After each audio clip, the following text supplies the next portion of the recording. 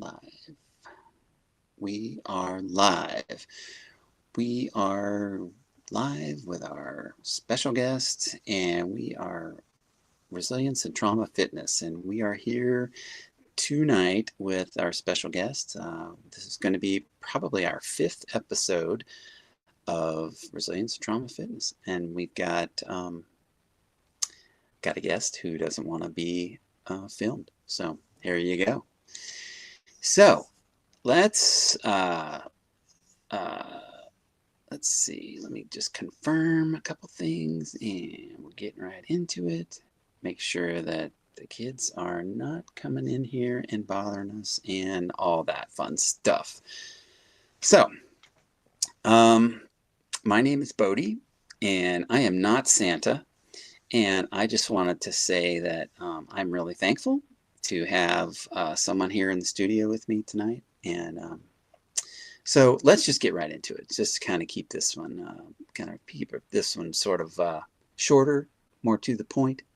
Um, my spouse, my wife, is here, and I. One of the reasons why I went to the IAF Center of Excellence is because I will just tell you, a friend of mine from the department I used to work at had told me several years prior that this PTSD and this whole thing, this is really something, and you really ought to check it out. Um, he was trying to encourage me to go and do some of that work. And I was like, yeah, I'm sure that's great. I'm so glad. I'm so proud of you for going. And I was like, yeah, that is so great. But what I really didn't realize was kind of behind the scenes, behind me and my family, that there might be some things that I didn't see. Um, so my wife is here and she can kind of speak to that. So would you say, um, and thank you for being here. Thank you for answering the call, coming in, and being willing to sit with me, answer a few questions, and provide some insight. Of What course. what was it? What was it like? What was it like for you? Is there? Well, let me just say, why don't you take it away? Why don't you just tell us a little bit about yourself and just however you want to start. Um, well, let's see. When we met, I was a single mom at the time, and you were working at the fire department, and uh, we actually got married pretty quickly within a year, and had three children right away, and because we both wanted a large family, and I had to get used to being a firefighter's wife and kind of being on my own quite a lot with the little ones. So that was kind of a challenge at first, for sure. And yeah, it really was a challenge. Yeah. So okay. So I hope the audio's okay. She. I think you can hopefully hear her. But so tell us a little bit more about like, so you were a single mom before I met you, Mm-hmm. and we started our blended family, and we started that, and it was very different for you, um, and and then so kind of go into a little bit about like what did you first start noticing about your husband who was a first responder. Um, well, I just had to be more be organized and try to take care of the kids and do it on my own, just kind of like a single mom would, but for short periods of time. And then when you would come back home, we would it was almost like a re-entry because you were at a different place with different people for 48 to 72 hours, if not more. And so you and I would learn to talk about what it's like for you coming home and what things that would have been helpful. So you could be feeling more supported at home coming back in, whether it's sleep or whether it's kind of telling you what's going on or giving you some warning ahead of time if there's situations or events that have happened in those days. So you weren't kind of surprised for them. And so the communication, that was a huge piece of it. The communication was a huge piece. I required a lot of communication because I wanted to know what was going on at home and I didn't want surprises, right? Yeah, I remember that. And I'm not a real fan of surprises when it comes to like really ever, I think, right? Am I not a real fan of surprises at all? No. Yeah, I guess that's kind of, yeah, it is. It is what it is. Um, so, so how did that sort of like end up playing out as the years went by? We had more kids, and did you notice some things building? Did you see any? Was there anything kind of like that you noticed that you would be able to share? Well, I could tell when you came home, whether you had a really hard shift or, just needed extra time just to decompress, which, was sometimes hard for the kids to understand at their age that, dad just needs some time, just to um, re-entry back into being at home. And, and sometimes you wouldn't always talk about the things that you had seen or been through. You might say you had a hard call or something like that, but you really didn't talk that much about your experiences. Um, so, and I didn't want to push it at the time. So, Okay, yeah. you didn't want to pursue like really like what was going on kind of under the surface kind of thing. Yeah. Maybe it was like not sure exactly what's going to come out of there. Right? Well, I understand that you had seen things or been places that I just don't understand. I did not understand that world. Plus I was very busy just trying to keep my head above water with she had 4 children at home under the age of 5. Or yeah, so that was really kind of difficult. Yeah, 3 under the age of 5, right. and we had a 7-year-old. Right. Yeah. Yeah, he was 7. He was 7 when we got married. Yeah. Interesting. So what was it? I mean, so the calls were, that was kind of like a steady, steady flow of, responding to calls and stuff at work. What was it like for you as you met some of the guys and families that I worked with, and what was it, anything that stood out to you about this industry, these guys that are in this industry? Or was there anything about, good or not so good that stood out to you as we kind of lived and worked where I worked? Well, I think there was a camaraderie between all of you guys, that you lived and, you were like a family and, for this short period of time. You also been through a lot together, and it was just a different world at the fire station than it is at home. Hard for spouses to understand. Yeah. And I was able to connect with some of the wives, and it was just helpful, to talk to them a little bit. And everybody's situation is different. I was a busy mom with little kids, so I didn't really get to connect too much with other families, just see them for Thanksgiving or Christmas. But I learned one thing that was really important for us is to have date nights and have my parents or babysitters watch the kids, because it's easy just to kind of go our own separate ways in our separate worlds and not communicate one-on-one and remember, that it's our marriage first and then the kids.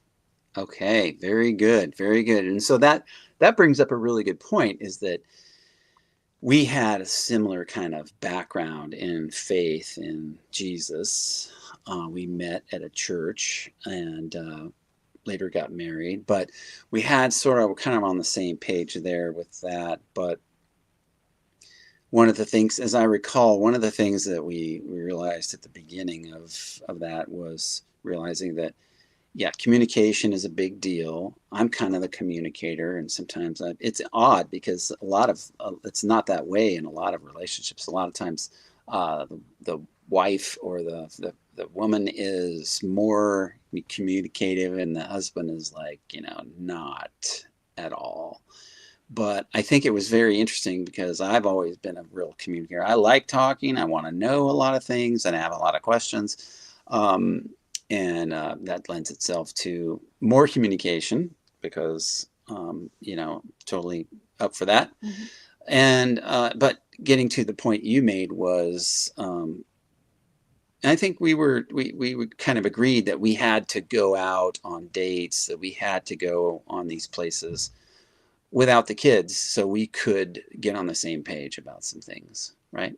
About whatever it was, whatever's going on for you, Mm-hmm. whatever was going on for me, that we'd have an opportunity, that it wasn't just like surrounded by kids all the time.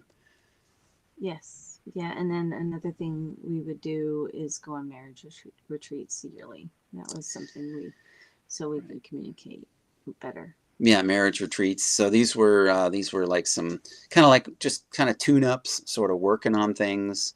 Um, wasn't my wife's first marriage, and so she was very emphatic about working on our marriage, kind of like, let's get in there with wrench on it and stuff like that. And I still think that's a great idea, and we've tried to do that through the years, Mm-hmm. and been to some great ones, met some great families, some great other couples.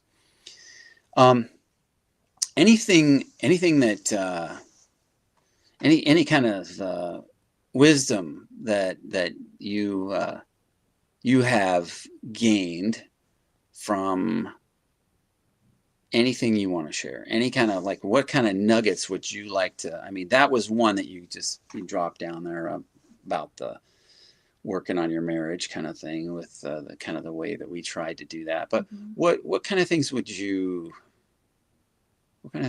you encourage maybe a wife who's got a lot of little kids running around, or just, maybe her husband's struggling through some things, and, like, anything that you could say, encourage?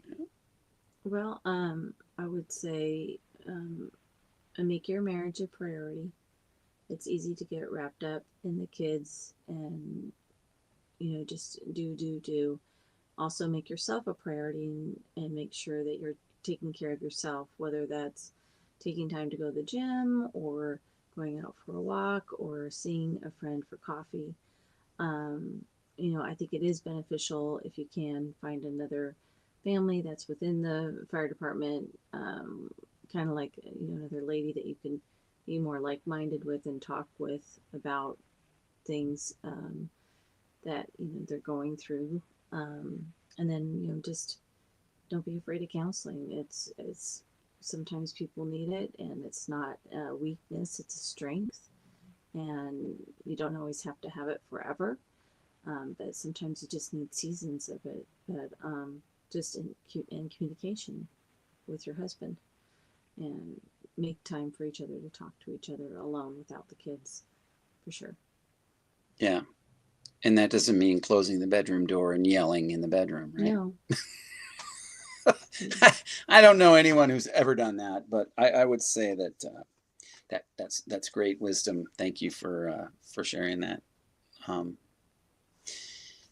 and I would love to, I'd love to, if anyone has any questions or comments that they want to, like, put in the comments of the, down in the below the video, feel free to reach out and do that, because maybe I can talk to my wife and I can read those to her, and maybe she can, answer some questions or something like that. Maybe she'd be willing to do that.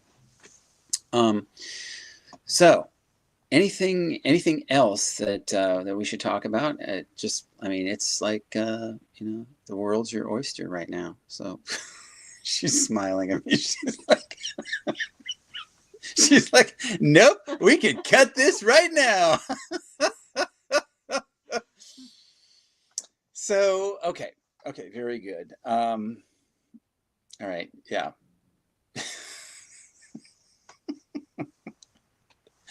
All right. Very good. So that's all we'll be doing tonight.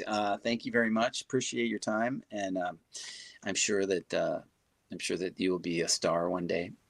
And you're a star for me all the time.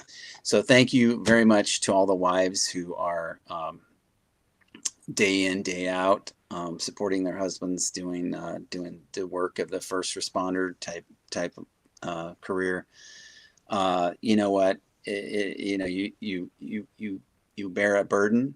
You stand in the gap with your kids multiple days,